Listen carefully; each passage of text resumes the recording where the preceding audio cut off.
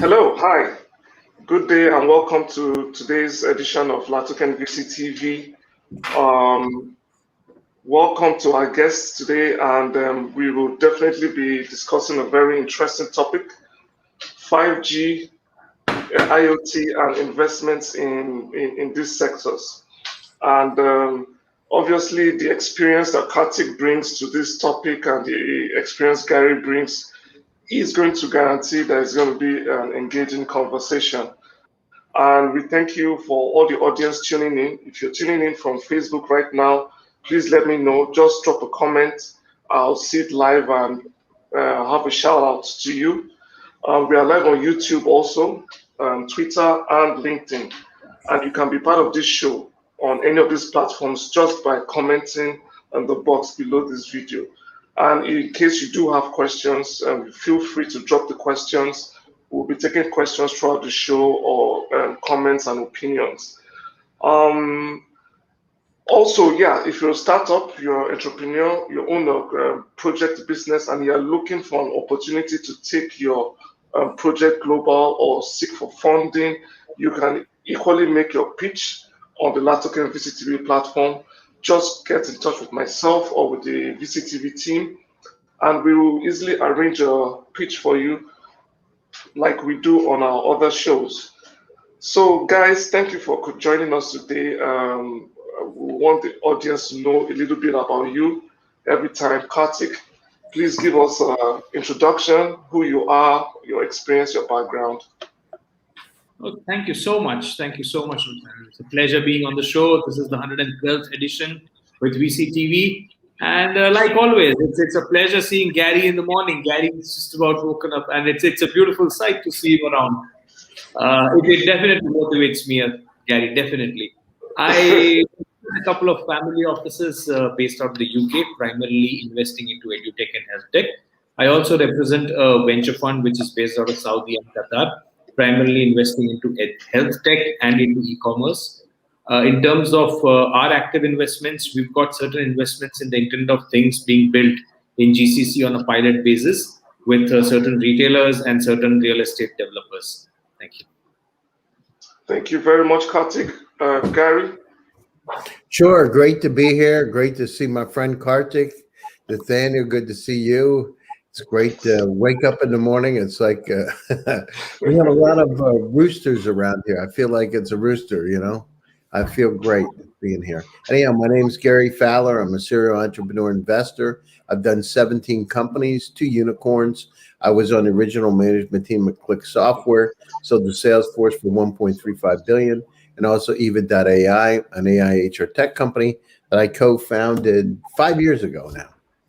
And I love AI and IoT and 5G and quantum computing. So it's great to be on the panel today. Yep, it's great to have you, Gary, and it's great to. I know that today's topic is just within your area of expertise, and it's going to be interesting to hear your feedback on today's topic. So we jump right into it. Any sufficiently advanced technology is not distinguishable from magic.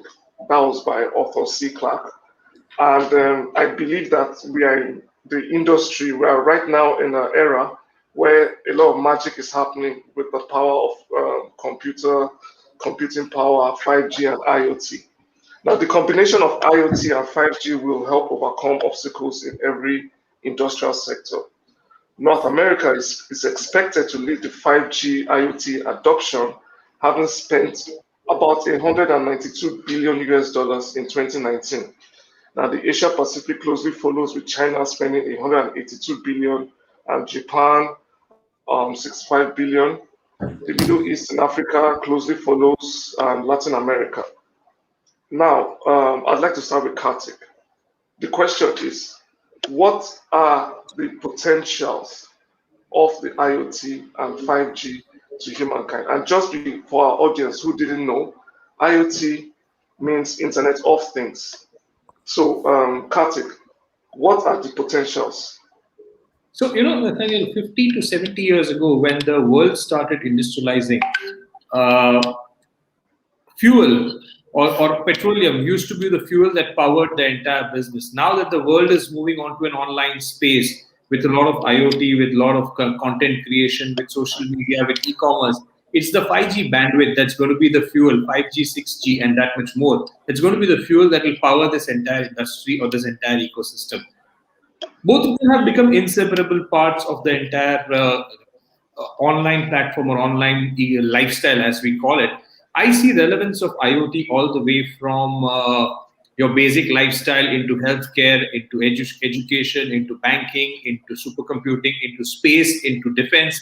Wherever there is an interplay between technology and human beings, the human element is being replaced by internet and by the network platforms to make sure that the speed and efficiency is not only improvised but is magnified. And when that is loaded with a very strong AI background, it drives that much more multiplier impact into the business. So while we would not limit the scope of IoT or IoT and 5G as a combination to certain sectors, in terms of immediate relevance and in terms of immediate benefits, all the way from your common lifestyle issues to health tech to banking tech, I see a very strong relevance of IoT. Wonderful. So you see it spread across a variety of industries, lifestyle, banking, finance, and etc. Gary, what's your take on that? Whatever we can do, the combination will do it better for us, is the way we look at it. Okay, wonderful. Gary. Yeah, I mean, the situation and the future of IoT is literally limitless. Think about it. Think about the industrial internet, in the acceleration, the network agility, the speed, the integrated artificial intelligence. Imagine what we can do. I mean, we're not tethered anymore. So the potential is not just enabling billions of devices to be able to leverage the huge volumes of data, which can automate the business process, but also the flexibility that involves. Think about the networks and IoT platforms that are going to evolve to overcome all the challenges we've had with industrial automation. With farms, think about farms being able to deploy sensors anywhere now with 5G and the Internet of Things. So the future is just really, really bright, and we're in this next evolution, this next industrial evolution 4.0. And through this evolution, we're going to see all kinds of things. Think about through health tech, think about through farm tech, think about through industrial tech. So it's an evolution, and everything's coming together at one time. We've got the data, we've got the 5G, and we've got the Internet of Things and quantum computing. Thank you very much, Gary. There's a strong interplay among, and obviously it's going to touch every area of life that we know it. Kartik, I know that you have a belief that it's going to change a lot of things, across all sectors. Tell me, what sector are you most passionate and eager to see the deployment of 5G and IoT in whatever combination? Where I am personally involved is obviously the retail and the e-commerce ecosystem and the healthcare ecosystem. Now, when you load IoT with 5G on robotics as a platform for surgery, the laparoscopic surgery, which becomes a remotely managed automated surgical procedures, which is the class A surgical procedure, as we call it. The moment you add that with an IoT, you're trying to bring in a revolutionary procedural functionality into the entire ecosystem, where 3 doctors across the world can simultaneously conduct anything more than 48 surgeries. That's what Boston Memorial is piloting at the moment. And if that succeeds, it is said that the cost of the obesity surgery, which typically is anywhere between $28,000 to $30,000 now, can be brought down drastically to $8,000 to $9,000. That's the kind of expansion that the business brings in. The second is in the e-commerce space. Now, when you look at the e-commerce space, today the world has moved on to the grocery e-commerce. And I continue to take this example of Carrefour because I've been involved with them on a pilot on the IoT.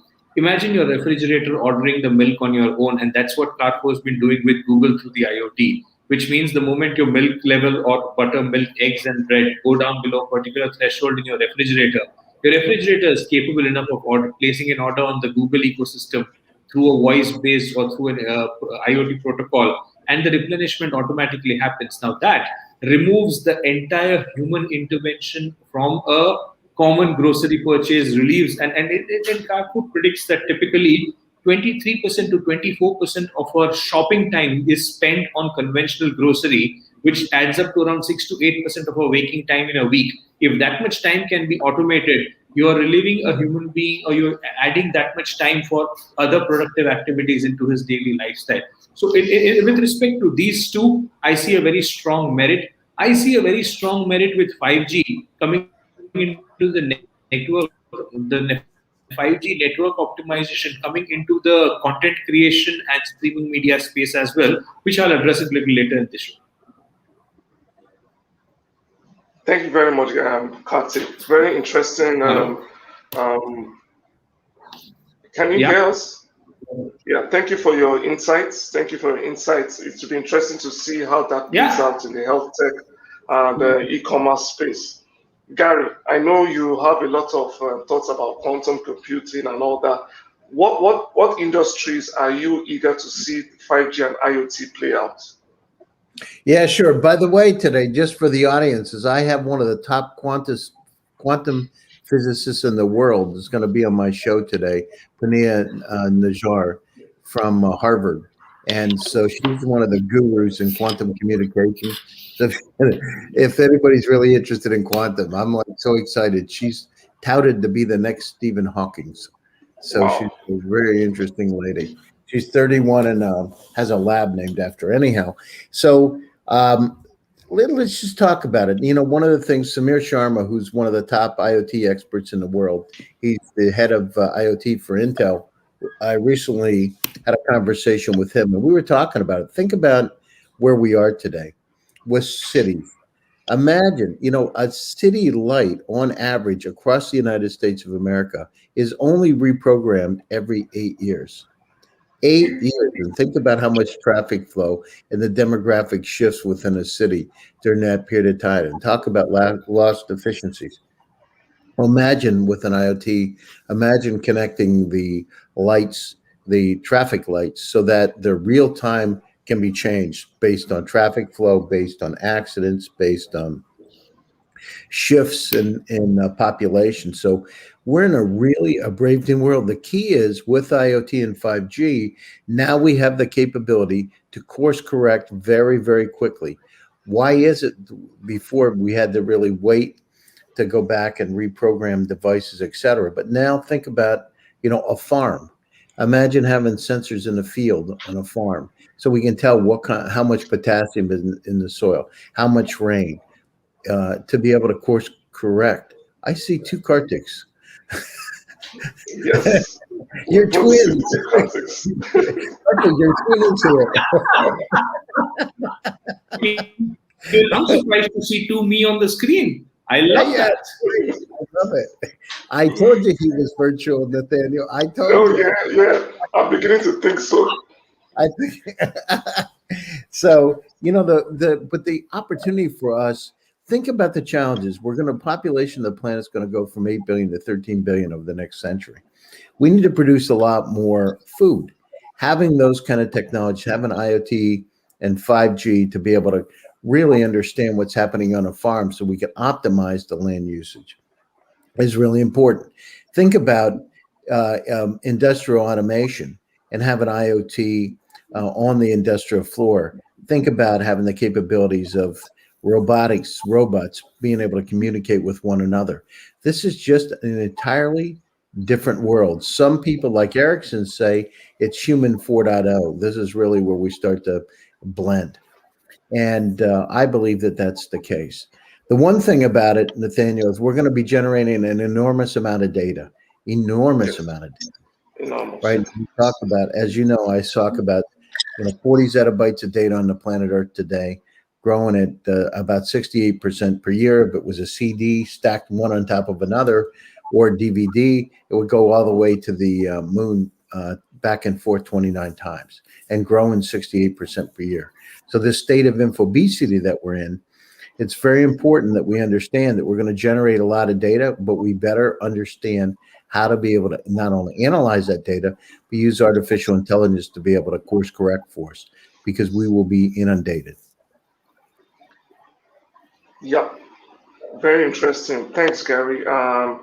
Obviously, the data is going to be so much that the obvious implication is just to use AI to process all this data and optimize all this data. So you can say 5G and IoT will work most effectively with a splash of AI. And No, no, I no. keep Nathaniel, not a splash, a tidal wave of AI. okay, the whole tidal wave of AI. Splashes won't work in this kind of scenario. Yeah. And it's interesting to see how the professions develop to adjust to this new reality. So obviously there'll be much more data scientists, AI specialists, and all that in the coming future. In fact, now we are in the future already. We are in the future already. So wow, interesting. Okay, now I'd like to go back a bit backwards during the early days of the pandemic when there was a lot of hullabaloo about 5G technology. And yeah, some people say conspiracy theory around what it was going to do and not going to do. I'd like to ask you, Kartik, I mean, were all these concerns about 5G and the manipulation of humankind, were they based on facts? And why do you think they came out in the first place? What was the fact of fear behind this? So, a conspiracy theory, trust me, I don't pay a lot of heed to conspiracy theories. I have just been a victim of a very funny conspiracy theory when somebody told me that all this RT-PCR test is about planting a chip in your nose. And I had to listen to it with a poker face because an industry veteran told me about it. So, conspiracy theory is like an Kartik, what did they tell you? that RT-PCR test that we do for the COVID, which is the nose swab test, is a Chinese way of planting a microchip in our nose to track how we move. I mean, that was like, okay, I heard him because he had 300 million in his bank account. I wanted him to invest. Kartik, did they ever hear of mobile phones? I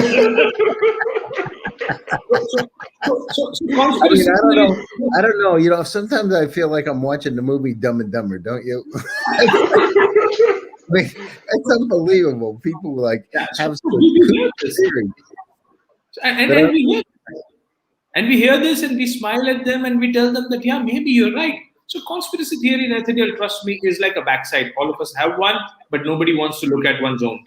The idea is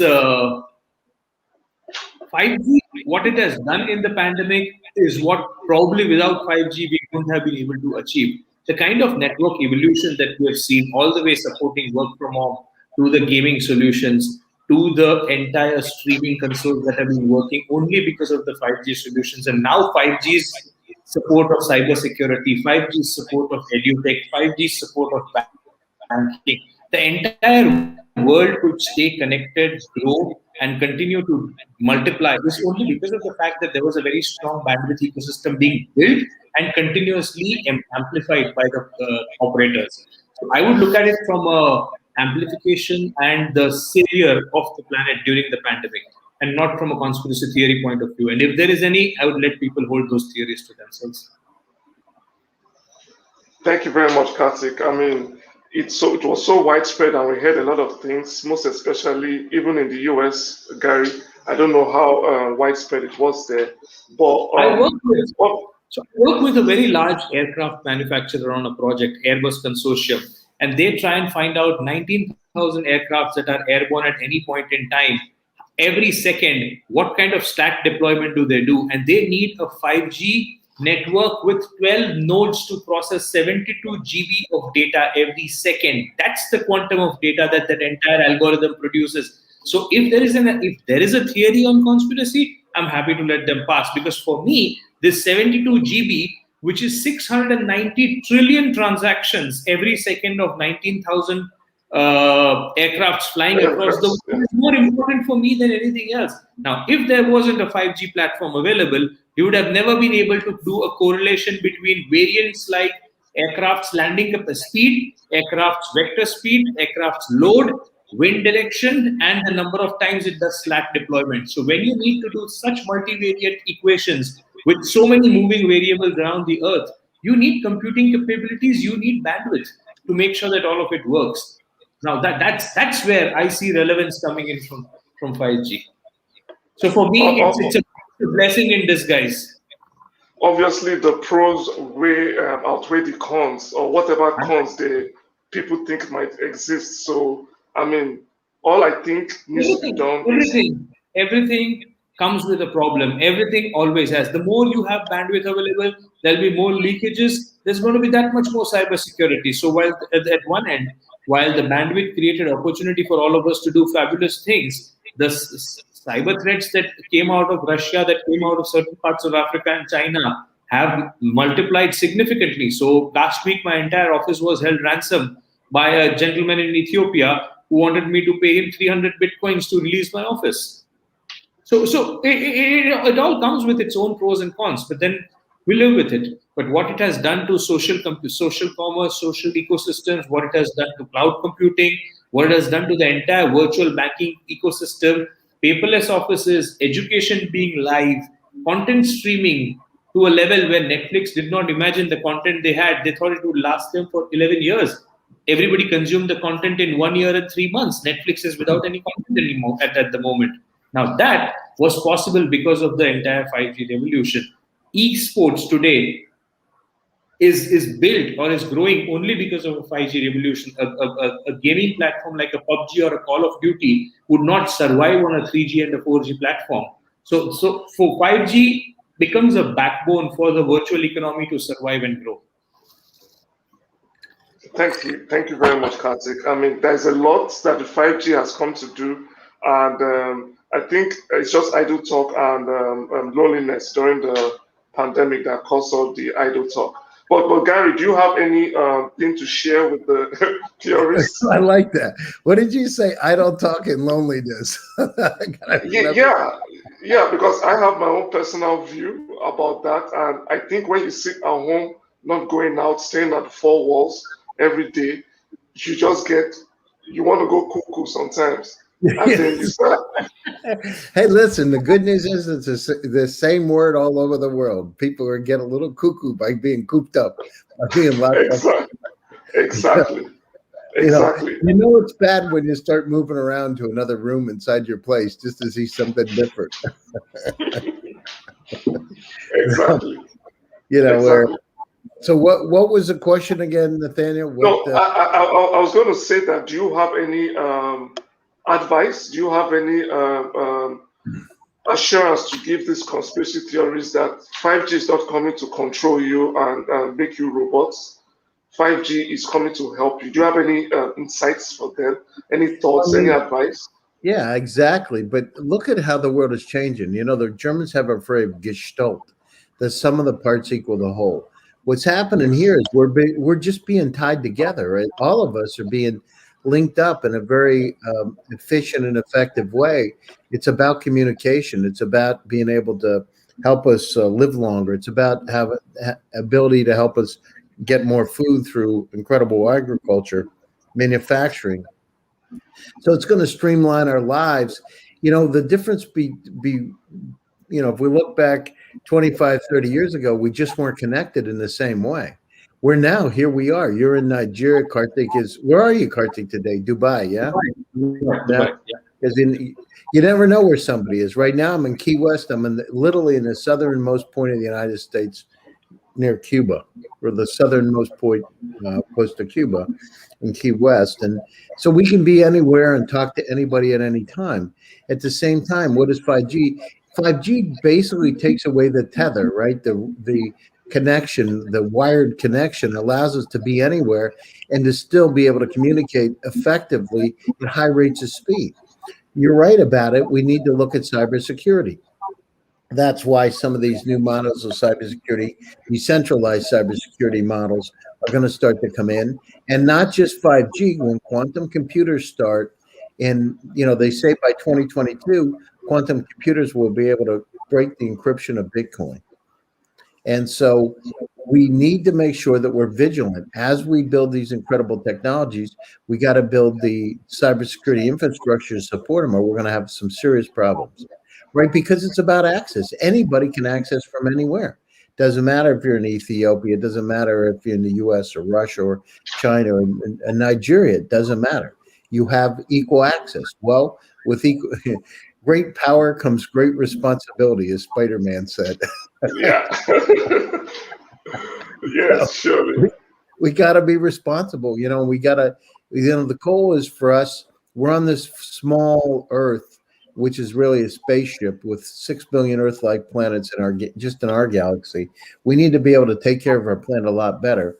And we need to be able to take care of the increased population that's going to happen over the next, by the turn of the century, right? Going to 13 billion. We need to be able to figure out how to be able to protect our world, how to help clean it up, at the same time, how to make it more efficient so people can be able to be fed and live better and longer lives. We're going to live to 150 years old in a not too distant future. We got to understand it. When you start to increase the age, that's going to have a dramatic effect on the population. Thank you very much, Gary. I mean, very interesting points you brought out there. Increasing population, dwindling food supply, dwindling water supply. These are all legitimate concerns, and we can only optimize the resources we have with the adoption of most of these technologies. And I remember many times you mentioned about the well in a property you owned and how it got affected.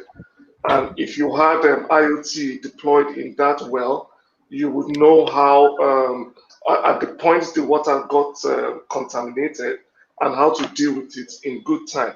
And these are all day-to-day uses of what the 5G and IoT will bring to people. Kartik also mentioned how not only will you get the best hands doing surgery from across the globe, but you get it at reduced cost. Now, this is the original intent of the 5G technology, not controlling human beings. It's not a video game, and it has no plans to control human beings more than how cell phones already collect our data. So You'll be surprised. I was last week reading about a very interesting application of IoT and 5G in the defense tech. Sukhoi Corporation is working on, which is Tu-50. 50 is the fifth generation Sukhoi 50, which is more or less similar to an F-35, is getting piloted in an aircraft formation of 6 aircrafts and 18 drones, which makes up a mixed bag squadron, as they call it these days.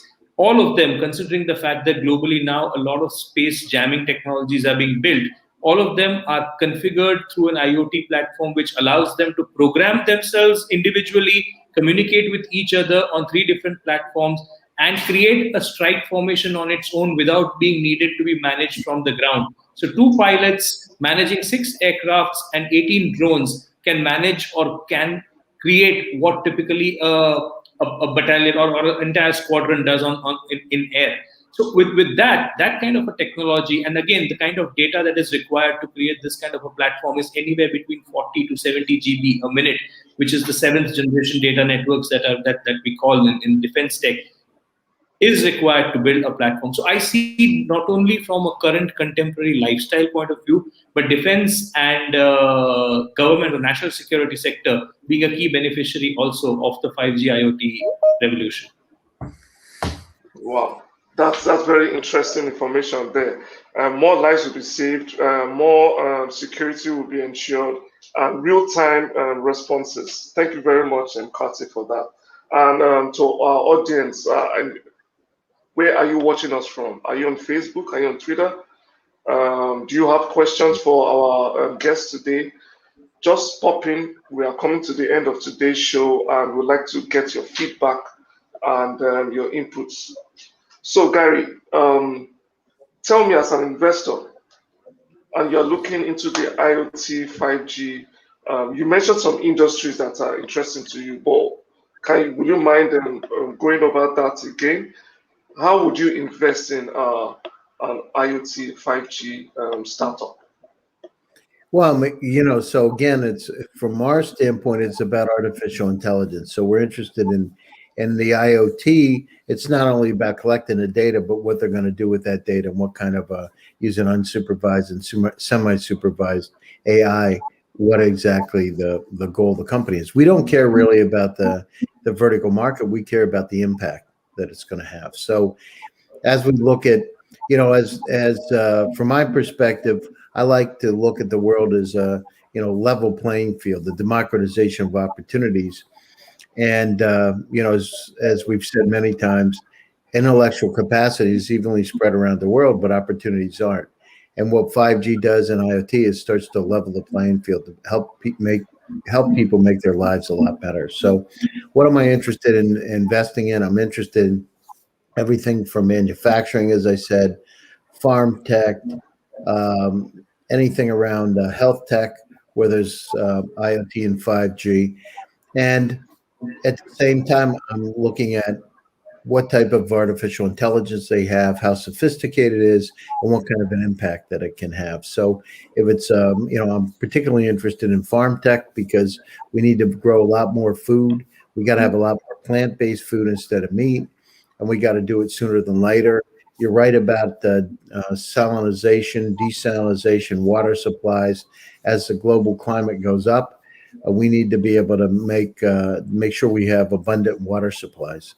So understanding with sensors, everything from water levels, right, which is a really easy thing to do, which is going to have, looking at temperature increases, looking at wind, those kind of things. So anything where we can collect the data that's going to have an impact on our food supply. So it's interesting for me. And it's a great time. I mean, right now is an incredible time because we finally got to the point where the communication speeds are fast enough that you can access anything at any time, pretty much. At the same time, the artificial intelligence is finally at the right kind of level. We can really do some cool stuff in an unsupervised and semi-supervised way. And at the same time, the hardware, we're at the point where the technology, compute power, is starting to get to the right speed. And soon with quantum, it's going to be, I almost said a quantum leap, but it'll take us to an entirely new level. So it's a great time.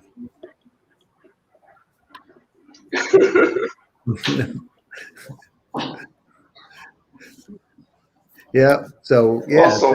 Awesome. Thanks. Exciting times, Nathaniel. And so I'm looking at entrepreneurs that are out there, startups that are out there. Feel free to contact me. Love the stuff. Love artificial intelligence, IoT, and 5G. So Kartik loves it too. Contact us and tell us about what you have and how you're going to make your own dent in the universe. Yeah. Also, Kartik, do you have any last going thoughts on the industries you have interest in? You've mentioned e-commerce, health tech, and some defense. So it's a completely new revolution, Nathaniel. The moment the entire world goes digital and the moment our ecosystem goes digital, everything around us will need to go digital. Our gadgets will need to go digital. Our cars will need to go digital. Our education will need to go digital. So there's always going to be a growth or a spiraling growth in all these. And I was thrown off the. Sorry, can you see me? Can you see me now? Yes, we can. Yes, we can. There's always going to be a spiraling growth in all these ancillary industries around us. But what excites me the most in all of these is the quantum of data that comes out and a very strong data processing capabilities, which necessarily would become the backbone that will drive all the industries. So my dollars would always be invested in the data processing capabilities, the analytics that come out of it, and the peer-to-peer communication network, because the key differentiator here is going to be the peer-to-peer communication network protocols. So that's where I would be happy to park. But like I said, like Gary said, this is a time for everybody to change gears and move on to the digital lifestyle or digital ecosystem. So any startup that comes in with a strong business acumen, with a very unique solution to our common day problems, or with a unique proposition and a very strong continuity, because there's going to be a lot of ambiguity and turnarounds and merry-go-rounds in this entire process. So anybody who comes in with a very strong continuum and a plan that has scale attached to it is very welcome to reach out to all of us, and there would be a lot of takers to support them. Awesome, guys.